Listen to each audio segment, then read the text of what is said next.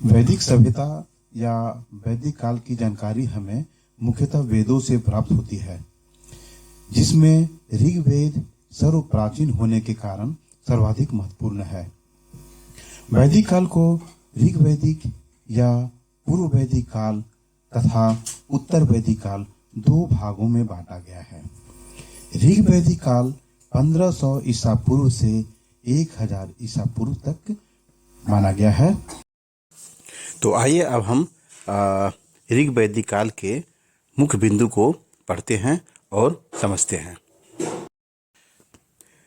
याकोबी एवं तिलक ने ग्रहादि संबंधी उदाहरणों के आधार पर भारत में आर्यों का आगमन 4000 ईसा पूर्व निर्धारित किया और मैक्स मुलर का अनुमान है कि ऋग्वेद का काल 1200 ईसा पूर्व से 1000 ईसा पूर्व तक था। भारत में आर्यों का आगमन 1500 बीसी के लगभग हुआ, ऐसा इतिहासकारों का मानना है। आज किस प्रदेश के मूल निवासी थे, यह भारतीय इतिहास का एक विवादास्पद प्रश्न रहा है और इस संबंध में विभिन्न विद्वानों द्वारा दिए गए मत अलग अलग हैं, जो इस प्रकार है। आर्यों के मूल निवास के संबंध में कुछ विद्वानों ने जो विचार दिए वे इस प्रकार है। सर्वप्रथम जे.जी. रोड ने 1820 में ईरानी ग्रंथ जिंदा अवेस्ता के आधार पर आर्यों को बैक्ट्रिया का मूल निवासी माना। 1859 ईस्वी में प्रसिद्ध जर्मन विद्वान मैक्स मुलर ने मध्य एशिया को आर्यों का आदि देश घोषित किया। प्रोफेसर सेलस तथा एडवर्ड मेयर ने एशिया को ही आदि देश स्वीकार किया। ओल्डेनबर्ग एवं कीथ का भी यही मत था। डॉक्टर अविनाश चंद्र ने सप्त सैंधव प्रदेश को आर्यों का मूल निवास घोषित किया। गंगानाथ झा के अनुसार आर्यों का आदि देश भारतवर्ष का ब्रह्मर्षि देश था। मुझे भी लगता है कि शायद यही सत्य हो। एडी कल्लू ने कश्मीर को, डी.एस. त्रिदेव ने मुल्तान के देविका प्रदेश को तथा डॉक्टर राजबली पांडे ने मध्य प्रदेश को आर्यों का आदि देश माना है। दयानंद सरस्वती ने तिब्बत को आर्यों का मूल निवास स्थान माना और बाल गंगाधर तिलक के अनुसार आर्यों का आदि देश उत्तरी ध्रुव था। इस प्रकार अलग अलग विद्वानों तथा इतिहासकारों ने आर्यों का मूल निवास अलग अलग बताया। आर्य भारोपीय भाषा वर्ग की अनेक भाषाओं में से एक संस्कृत बोलते थे। भाषा वैज्ञानिकों के अनुसार भारोपीय वर्ग की विभिन्न भाषाओं का प्रयोग करने वाले लोगों का संबंध शीतोष्ण जलवायु वाले ऐसे प्रदेशों क्षेत्रों से था जो घास से आच्छादित विशाल मैदान थे, और यह निष्कर्ष इस मत पर आधारित है कि भारोपीय वर्ग की अधिकांश भाषाओं में भेड़िया, भालू, घोड़े जैसे पशुओं और करंज तथा बोझ वृक्षों के लिए समान शब्दावली है। प्राप्त साक्ष्यों के आधार पर इस क्षेत्र की पहचान सामान्यतया आल्प्स पर्वत के पूर्वी क्षेत्र, यूराल पर्वत श्रेणी के दक्षिण में मध्य एशियाई इलाके के पास के स्टेप मैदानों से की जाती है। पुरातात्विक साक्ष्यों के आधार पर इस क्षेत्र से एशिया और यूरोप के विभिन्न भागों की ओर बहिर्गामी प्रवासन प्रक्रिया के चिन्ह भी मिलते हैं। मध्य एशिया से प्राप्त पुरातात्विक साक्ष्य एशिया माइनर में वोगजकोई नामक स्थान से लगभग 1400 ईसा पूर्व का एक साक्ष्य लेख मिला है, जिसमें मित्र, इंद्र, वरुण और नासत्य नामक वैदिक देवताओं का नाम लिखा हुआ है। आर्यों ने ऋग्वेद की रचना की, जिसे मानव जाति का प्रथम ग्रंथ माना जाता है। ऋग्वेद द्वारा जिस काल का विवरण प्राप्त होता है उसे ऋग्वैदिक काल कहा जाता है। आस्तो मां सदगमय वाक्य ऋग्वेद से ही लिया गया है। वैदिक सभ्यता या वैदिक काल के संस्थापक आर्यों का भारत आगमन लगभग 1500 ईसा पूर्व के आसपास हुआ। हालांकि उनके आगमन का कोई ठोस और स्पष्ट प्रमाण उपलब्ध नहीं है, और इस तरह हम कह सकते हैं वैदिक सभ्यता के निर्माता कौन थे? तो वैदिक सभ्यता या वैदिक काल के संस्थापक या निर्माता आर्य थे। आर्यों का आरंभिक जीवन मुख्यतः पशुचारण था। वैदिक सभ्यता मूलतः ग्रामीण थी। ऋग्वेद भारतीय यूरोपीय भाषाओं का सबसे पुराना निदर्श है। इसमें अग्नि, इंद्र, मित्र, वरुण आदि देवताओं की स्तुतियां संग्रहित है। अब हम ऋग्वैदिक काल के भौगोलिक विस्तार का पॉइंट टू पॉइंट अध्ययन करेंगे। भारत में आज सर्वप्रथम सप्त सैंधव प्रदेश में आकर बसे।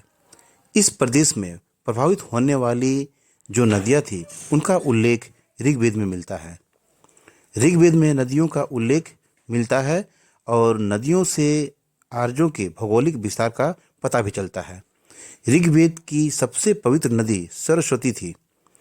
इसे नदीतमा मतलब कि नदियों का प्रमुख कहा गया है। और इस तरह अन्य महत्वपूर्ण नदियों में भी सिंधु नदी का भी जिक्र कई बार आया है। इस तरह हम देखते हैं कि ऋग्वेद में गंगा का 1 बार और यमुना का 3 बार उल्लेख मिलता है।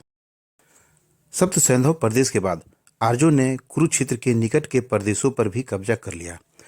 उस क्षेत्र को ब्रह्मवर्त कहा जाने लगा। यह क्षेत्र सरस्वती व अन्य नदियों के बीच पड़ता है। इन क्षेत्र के 7 नदियों का उल्लेख ऋग्वेद में प्राप्त होता है: सिंधु, सरस्वती, सतलज, ब्यास, रावी, चिनाब और झेलम। अब हम ऋग्वैदिक सभ्यता में राजनीतिक व्यवस्था का अध्ययन करेंगे। गंगा एवं यमुना के दोआब क्षेत्र एवं उसके सीमावर्ती क्षेत्रों पर भी आर्यों ने कब्जा कर लिया, जिसे ब्रह्मर्षि देश कहा गया। आर्यों ने हिमालय और विंध्याचल पर्वत के बीच के क्षेत्रों पर कब्जा करके उस क्षेत्र का नाम मध्य देश रखा। कालांतर में आर्यों ने संपूर्ण उत्तर भारत में अपना विस्तार कर लिया, जिसे आर्यावर्त कहा जाता था। सभा समिति विदस जैसे अनेक परिषदों का उल्लेख भी मिलता है। ग्राम, विस और जन शासन की इकाई थे। ग्राम संभवतः कई परिवारों का समूह होता था। दशयज्ञ युद्ध में प्रत्येक पक्ष में आर्य एवं अनार्य थे। इसका उल्लेख ऋग्वेद के 10वें मंडल में मिलता है। यह युद्ध रावी नदी के किनारे लड़ा गया, जिसमें भारत के प्रमुख काबिले के राजा सुदास ने अपने प्रतिद्वंदियों को पराजित कर भारत कुल की श्रेष्ठता स्थापित की। ऋग्वेद में आर्यों के 5 काबिलों का उल्लेख मिलता है: पुरु, युद्ध, तुवर्षु, अजु और 5वां प्रयु। इन्हें पंचजन कहा जाता था। ऋग्वैदिक कालीन राजनीतिक व्यवस्था कबीलाई प्रकार की थी। ऋग्वैदिक लोग जनों या कबीलों में विभाजित थे, मतलब वो कबीले में रहते थे। प्रत्येक कबीले का एक राजा होता था, जिसे गोप कहा जाता था। भौगोलिक विस्तार के दौरान आर्यों को भारत के मूल निवासियों, जिन्हें अनार्य कहा गया है, से संघर्ष करना पड़ा। ऋग्वेद में राजा को कबीले का संरक्षक तथा पूर्णभेत्ता कहा गया है। राजा के कुछ सहयोगी दैनिक प्रशासन में उसकी सहायता करते थे। ऋग्वेद में सेनापति, पुरोहित, ग्रामजी, पुरुष, स्पर्शदूत आदि शासकीय पदाधिकारियों का उल्लेख मिलता है। शासकीय पदाधिकारी राजा के प्रति उत्तरदायी होते थे और इनकी नियुक्ति एवं निलंबन का पूरा अधिकार राजा के हाथों में था। ऋग्वैदिक काल में महिलाएं भी राजनीति में भाग लेती थी। सभा एवं विदत परिषदों में महिलाओं की सक्रिय भागीदारी होती थी। सभा श्रेष्ठ अभिजात्य लोगों की संस्था थी। समिति केंद्रीय राजनीतिक संस्था थी। समिति राजा की नियुक्ति, पदच्युत करने व उस पर नियंत्रण रखती थी। संभवतः यह समस्त प्रजा की संस्था थी। ऋग्वेद में तत्कालीन न्याय व्यवस्था के विषय में बहुत कम जानकारी मिलती है और ऐसा प्रतीत होता है कि राजा तथा पुरोहित न्याय व्यवस्था के प्रमुख उत्तराधिकारी थे। वैदिक कालीन न्यायाधीशों को प्रश्न विनाग कहा जाता था। विदस आर्यों की प्राचीन संस्था थी। न्याय व्यवस्था वर्ग पर आधारित थी। राजा भूमि का स्वामी नहीं होता था, जबकि भूमि का स्वामी जनता में निहित थी। विष कई गांवों का समूह था। अनेक विषों का समूह जन होता था। आइए अब हम देखते हैं ऋग्वैदिक सभ्यता का सामाजिक व्यवस्था। वैदिक सभ्यता में सामाजिक व्यवस्था संयुक्त परिवार प्रथा प्रचलन में थी। पितृसत्तात्मक समाज के होते हुए इस काल में महिलाओं को यथोचित सम्मान प्राप्त था। महिलाएं भी शिक्षित होती थी। प्रारंभ में ऋग्वैदिक समाज दो वर्गों आर्यों एवं अनार्यों में विभाजित था, किंतु कालांतर में जैसा कि हम ऋग्वेद के दशक मंडल के पुरुष सूक्त में पढ़ते हैं कि समाज चार वर्गों ब्राह्मण, क्षत्रिय, वैश्य और शूद्र में विभाजित हो गया। विवाह व्यक्तिगत तथा सामाजिक जीवन का प्रमुख अंग था। अंतर्जातीय विवाह होता था, लेकिन बाल विवाह का निषेध था। विधवा विवाह की प्रथा प्रचलन में थी। पुत्र प्राप्ति के लिए नियोग की प्रथा स्वीकार की गई थी। जीवन भर अविवाहित रहने वाली लड़कियों को अमाजू कहा जाता था। सती प्रथा और पर्दा प्रथा का प्रचलन नहीं था। ऋग्वैदिक समाज पितृसत्तात्मक था। पिता संपूर्ण परिवार का भूमि संपत्ति का अधिकारी होता था। आर्यों के वस्त्र सूत ऊन तथा मृग चर्म के बने होते थे। मतलब वो जो वस्त्र पहनते थे वे या तो ऊन जो कि पशुओं के बाल से निर्मित होते थे तथा मृग यानी हिरन के चर्म यानी चमड़े से बने हुए कपड़े होते थे। ऋग्वैदिक काल में दास प्रथा का प्रचलन था, परंतु यह प्राचीन यूनान और रोम की भांति नहीं थी। आर्य मांसाहारी और शाकाहारी दोनों प्रकार का भोजन करते थे। धार्मिक स्थिति। वैदिक सभ्यता में धर्म। ऋग्वैदिक धर्म की सबसे महत्वपूर्ण विशेषता इसका व्यावसायिक एवं उपयोगितावादी स्वरूप था। आर्यों का धर्म बहुदेववादी था। वे प्राकृतिक भक्तियों वायु, जल, वर्षा, बादल, अग्नि और सूर्य आदि की उपासना किया करते थे। आर्यों के प्रमुख देवताओं में इंद्र, अग्नि, रुद्र, मरुत, सोम और सूर्य शामिल थे। ऋग्वैदिक काल का सबसे महत्वपूर्ण देवता इंद्र हैं। इसे युद्ध और वर्षा दोनों का देवता माना गया है। ऋग्वेद में इंद्र का 250 सूक्तों में वर्णन मिलता है। इंद्र के बाद दूसरा स्थान अग्नि का है। अग्नि का कार्य मनुष्य एवं देवता के बीच मध्यस्थता स्थापित करने का था। 200 सूक्तों में अग्नि का उल्लेख मिलता है।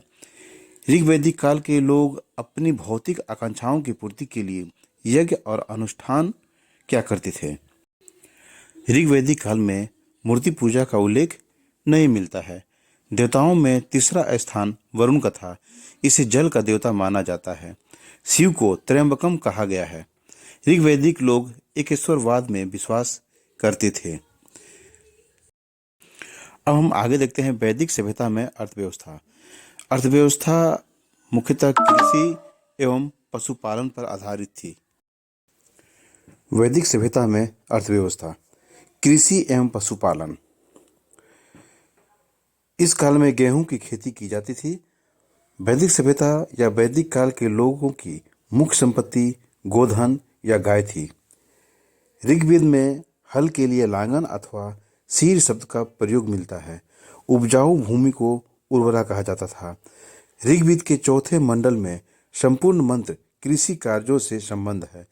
ऋग्वेद में गव्य एवं गव्यपति शब्द चारागाह के लिए प्रयुक्त होता है। सिंचाई का कार्य नहरों से लिया जाता था। ऋग्वेद में नहर शब्द के लिए कुलिया शब्द का प्रयोग मिलता है। ऋग्वैदिक अर्थव्यवस्था का आधार कृषि और पशुपालन था। घोड़ा आर्यों का अति उपयोगी पशु था। वाणिज्य व्यापार पर पणियों का एकाधिकार था। व्यापार स्थल और जल मार्ग दोनों से होता था। सूदखोर को बेकनाट कहा जाता था।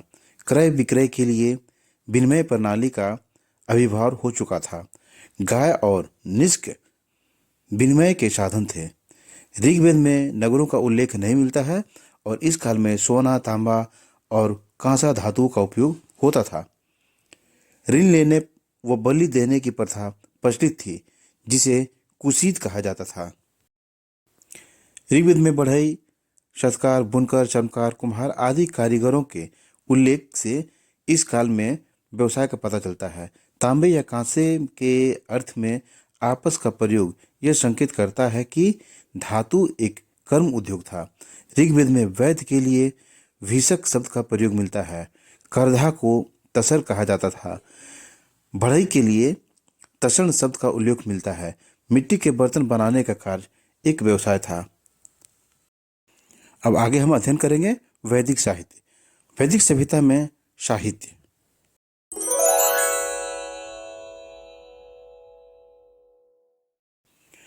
ऋग्वेद स्तुति मंत्रों का संकलन है। इस मंडल में विभक्त 1017 सूक्त है। इन सूत्रों में 11 बालखिल्य सूत्र को जोड़ देने पर कुल सूक्तों की संख्या 1028 हो जाती है। ऋग्वेद का नाम मंडल पूरी तरह से सोम को समर्पित है। ऋग्वेद में 2 से 7 मंडलों की रचना हुई जो गुल्समद, विश्वामित्र, वामदेव, अभि, भारद्वाज और वशिष्ठ ऋषियों के नाम से है। प्रथम एवं 10वें मंडल की रचना संभवतः सबसे बाद में की गई। इन्हें शतचिह्न कहा जाता है। गायत्री मंत्र ऋग्वेद के 10वें मंडल के पुरुष सूक्त में हुआ है। 10वें मंडल में मृत सूक्त है जिसमें विधवा के लिए विलाप का वर्णन है। ऋग्वेद के नदी सूक्त में व्यास नदी को परिगणित नदी कहा गया है। वैदिक साहित्य के अंतर्गत चारों वेद ऋग्वेद, सामवेद, यजुर्वेद एवं अथर्ववेद, ब्राह्मण ग्रंथ, आरण्यक एवं उपनिषदों का परिगणन किया जाता है। वेदों का संकलन करता महर्षि कृष्ण द्वैपायन व्यास को माना जाता है। वेद शब्द संस्कृत के विद धातु से बना है जिसका अर्थ है ज्ञान प्राप्त करना या जानना। वेद त्रयी के अंतर्गत प्रथम तीनों वेद अर्थात ऋग्वेद, सामवेद तथा यजुर्वेद आते हैं। वेदों को अपौरुषेय कहा गया है। गुरु द्वारा शिष्यों को मौखिक रूप से कंठस्थ कराने के कारण वेदों को श्रुति की संज्ञा दी गई है। ऋग्वेद देवताओं की स्तुति से संबंधित रचनाओं का संग्रह है। ऋग्वेद मानव जाति की प्राचीनतम रचना मानी जाती है। ऋग्वेद 10 मंडलों में संगठित है। इसमें 2 से 7 तक के मंडल प्राचीनतम माने जाते हैं। प्रथम एवं 10वां मंडल बाद में जोड़े गए माने जाते हैं। मंत्र रचिताओं में स्त्रियों के भी नाम मिलते हैं जिसमें प्रमुख है लोपामुद्रा, घोषा, सची, पोलोमी एवं कच्छावृत्ति आदि। विद्वानों के अनुसार ऋग्वेद की रचना पंजाब में हुई थी। ऋग्वेद का पाठ करने वाले ब्राह्मण को होत्री कहा गया है। यज्ञ के समय यह ऋग्वेद की ऋचाओं का पाठ करता था। अस्तोमा सदगमया वाक्य ऋग्वेद से ही लिया गया है। यजुर्वेद, यजु का अर्थ होता है यज्ञ। यजुर्वेद में अनेक प्रकार के यज्ञ विद्याओं का वर्णन किया गया है। इसे अध्वर्य वेद भी कहते हैं। यह वेद 2 भागों में विभक्त है, कृष्ण यजुर्वेद और शुक्ल यजुर्वेद। कृष्ण यजुर्वेद की 4 शाखाएं हैं, काठक, कपिंठल, मैत्रेयणी, तैत्तिरीय। यजुर्वेद की 5वीं शाखा को वाजसेनेयी कहा जाता है। यजुर्वेद कर्मकांड प्रधान है। इसका पाठ करने वाले ब्राह्मणों को अधर्व्यु कहा गया है। तीसरा है सामवेद। साम का अर्थ गान से है।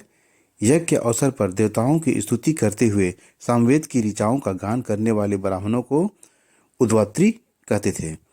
सामवेद में कुल 1810 ऋचाएं हैं।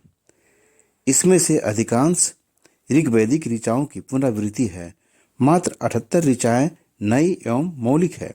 सामवेद 3 शाखाओं में विभक्त है। पहला है कौथुम, दूसरा है राणायनीय और तीसरा है जैमिनीय। चौथा है अथर्ववेद। अथर्ववेद की रचना अथर्वा ऋषि ने की थी। इसकी 2 शाखाएं हैं, शौनक, पिल्लाद। अथर्ववेद 20 अध्यायों में संगठित है। इसमें 731 सूक्त एवं 6000 के लगभग मंत्र हैं। इसमें रोग निवारण, राजभक्ति, विवाह, प्रणय गीत, मारण, उच्चारण, मोहन आदि के मंत्र, भूत प्रेतों, अंधविश्वासों का उल्लेख तथा नाना प्रकार की औषधियों का वर्णन है। अथर्ववेद में विभिन्न राज्यों का वर्णन भी प्राप्त है जिसमें कुरु प्रमुख है। इसमें परीक्षित को कुरुओं का राजा कहा गया है एवं कुरु देश की समृद्धि का वर्णन प्राप्त होता है। वैदिक संहिताओं के कर्मकांड की व्याख्या के लिए ब्राह्मण ग्रंथों की भी रचना हुई और इनका अधिकांश भाग गद्य में है। प्रत्येक वैदिक संहिता के लिए अलग अलग ब्राह्मण ग्रंथ है। ऋग्वेद से संबंधित ब्राह्मण ग्रंथ ऐत्रेय और कौशितकीय है। यजुर्वेद से संबंधित ब्राह्मण ग्रंथ तैत्तिरीय एवं शतपथा, सामवेद से संबंधित ब्राह्मण ग्रंथ चविशा और अथर्ववेद से संबंधित ब्राह्मण ग्रंथ पोथा। ब्राह्मण ग्रंथों से हमें परीक्षित के बाद तथा बिम्बिसार के पूर्व की घटनाओं का ज्ञान प्राप्त होता है। ऐत्रेय ब्राह्मण में राज्याभिषेक के नियम प्राप्त होते हैं। शतपथ ब्राह्मण में गंधार, शल्य, कैकय, कुरु, पंचाल, कौशल, विदेह आदि के उल्लेख प्राप्त होते हैं। अब हम आरण्यक के बारे में जानकारी प्राप्त करते हैं। आरण्यकों में कर्मकांड की अपेक्षा ज्ञान पक्ष को अधिक महत्व प्रदान किया गया है। वर्तमान में 7 आरण्यक उपलब्ध हैं: ऐत्रेय, तैत्तिरीय, शंखायन, मैत्रायणी, माध्यन्दिन, तल्वकार, उपनिषद। उपनिषदों में प्राचीनतम दार्शनिक विचारों का संग्रह है। ये विशुद्ध रूप से ज्ञान पक्ष को प्रस्तुत करते हैं और सृष्टि के रचयिता, ईश्वर, जीव आदि पर दार्शनिक विवेचन इन ग्रंथों में उपलब्ध होता है। अपनी श्रेष्ठ शिक्षा के रूप में उपनिषद हमें यह बताते हैं कि जीवन का उद्देश्य मनुष्य की आत्मा का विश्व की आत्मा से मिलना है। वैदिक सभ्यता में सामाजिक स्थिति क्या थी? आइए अब हम इसके बारे में जानकारी प्राप्त करते हैं। ऋग वैदिक काल में सामाजिक संगठन की न्यूनतम इकाई परिवार था। सामाजिक संरचना का अधिकार सगोत्रता थी। व्यक्ति की पहचान उसके गोत्र से होती थी। परिवार में कई पीढ़ियां एक साथ रहती थी। नाना नानी, दादा दादी, नाती पोते आदि सभी के लिए नत्री शब्द का उल्लेख मिलता है। परिवार पितृसत्तात्मक होता था। पिता के अधिकार असीमित होते थे। वह परिवार के सदस्यों को कठोर से कठोर दंड दे सकता था। ऋग्वेद में परिवार के लिए कुल का नहीं बल्कि गृह का प्रयोग हुआ है। जीवन में स्थायित्व का पुट कम था। मवेशी, रथ, दास, घोड़े आदि के दान के उदाहरण तो प्राप्त होते हैं, किंतु भूमि दान के नहीं। अचल संपत्ति के रूप में भूमि एवं गृह अभी स्थान नहीं बना पाए थे। समाज काफी हद तक कबीलाई और समतावादी था। समाज में महिलाओं को सम्मानपूर्ण स्थान प्राप्त था। स्त्रियों की शिक्षा की व्यवस्था थी। अपाला, लोपामुद्रा, विश्ववाय, घोषा आदि नारियों के मंत्र दृष्टा होकर ऋषिपद प्राप्त करने का उल्लेख प्राप्त होता है। पुत्र की भांति पुत्री को भी उपनयन, शिक्षा एवं यज्ञादि का अधिकार था। एक पवित्र संस्कार एवं प्रथा के रूप में विवाह की स्थापना हो चुकी थी। बहुविवाह यद्यपि विद्यमान था, परंतु एक पत्नीव्रत प्रथा का भी समाज में प्रचलन था। प्रेम एवं धन के लिए विवाह होने के बाद ऋग्वेद से ज्ञात होती है। विवाह में कन्याओं को अपना मत रखने की छूट थी। कभी कभी कन्याएं लंबी उम्र तक या आजीवन ब्रह्मचर्य का पालन करती थी। इन्हें अमाजू कहते थे। ऋग्वेद में अंतर्जातीय विवाह पर प्रतिबंध नहीं था। वयस्क होने पर विवाह संपन्न होते थे। विवाह विच्छेद संभव था। विधवा विवाह का भी प्रचलन था। कन्या की विदाई के समय उपहार में द्रव्य दिए जाते थे, जिसे बहुतू कहते थे। स्त्रियां पुनर्विवाह कर सकती थी। ऋग्वेद में उल्लेख आया है कि वशिष्ठ उनके पुरोहित हुए और त्रिशुओं ने उन्नति की। भरत लोगों के राजवंश का नाम त्रिशु मालूम पड़ता है, जिसके सबसे प्रसिद्ध प्रतिनिधि दिवोदास और उसका पुत्र या पौत्र सुदास हुआ। ऋग्वेद में जातीय युद्ध के अनेक उदाहरण प्राप्त होते हैं। एक युद्ध में सूर्यों ने तुवर्षों और उनके मित्र वृक्षवतों की सेनाओं को छिन्न भिन्न कर दिया। ऋग्वैदिक राजनीतिक अवस्था या राजनीतिक संगठन। ऋग्वेद में अनेक राजनीतिक संगठनों का उल्लेख मिलता है, यथा राष्ट्र, जन, विश्व एवं ग्राम। ऋग्वेद में यद्यपि राष्ट्र शब्द का उल्लेख प्राप्त होता है, परंतु ऐसा माना गया है कि भौगोलिक क्षेत्र विशेष पर आधारित स्थायी राज्यों का उदय अभी नहीं हुआ था। राष्ट्र में अनेक जन होते थे। जनों में पंचजन, अनु, द्रयु, यदु, तुवर्षु एवं पुरु प्रसिद्ध हैं। अन्य जन थे भारत, त्रिस्तु, संजय, त्रिवी आदि। ऋग्वैदिक काल में राजन एक प्रकार से कबीले का मुखिया होता था। राजपद पर राजा विधिवत अभिषिक्त होता था। राजा को जनरथ गोपा कहा गया है। वह गोधन की रक्षा करता था, युद्ध का नेतृत्व करता था तथा कबीले की ओर से देवताओं की आराधना करता था। ऋग्वेद में हमें सभा, समिति, विदस और गण जैसे कबीलाई परिषदों का उल्लेख मिलते हैं।